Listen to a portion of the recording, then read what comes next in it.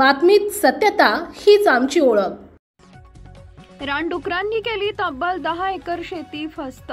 धुळे शहरालगत असलेल्या वरखेडी परिसरात रानडुकरांनी शेतीचा मोठ्या प्रमाणात नुकसान केलंय।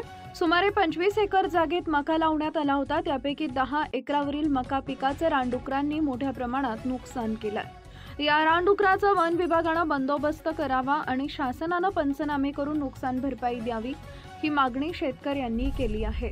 अनेक वेळेस रात्री शेतात पाणी देण्यासाठी जावं लागतं, तेव्हा रानडुकरे हल्ला करतात, त्यामुळे शेतकरी देखील जखमी होतो। अनेकदा यापूर्वी देखील वन विभागाला तक्रारी केल्यात, परंतु वन विभाग याकडे लक्ष देत नाही। त्यामुळे आता तरी वन विभागानं या रानडुकरांचा बंदोबस्त करावा अशी मागणी आता शेतकऱ्यांनी केली आहे। मुख्य संपादक जतीन बोरसे। सांगाल काय नेमकं नुकसान आहे, काय परिस्थिती? मी वरखेड्यात राहतो। माझं शेती धुळे शिवारात आहे। आमच्या जवळजवळ 25 एकर शेतीमध्ये जवळजवळ 10-15 एकर शेती रानडुकरांनी नुकसान केलं आहे। आम्ही दुबार पेरणी अगोदर लावल्यानंतरही डुक्कर खात होते, दुबार पेरणी केली, परत ही परिस्थिती अशी झाली आहे। तर तरी सरकारने किंवा वन विभागाने आमच्याकडे काहीतरी लक्ष द्यावे आणि त्या रानडुकरांचा काहीतरी उपाय करायला पाहिजे, ही सरकारकडे अपेक्षा आहे। शेतकरी आतोनात कष्ट करतो।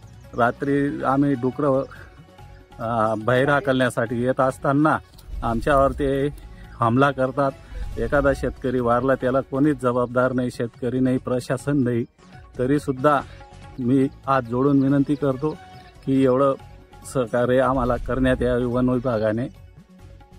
आपल्या परिसरातील महत्त्वाच्या बातम्या पाहण्यासाठी आजच आमच्या JBTV न्यूज चॅनलला YouTube वर सबस्क्राइब करा आणि बेल आयकॉन प्रेस करा।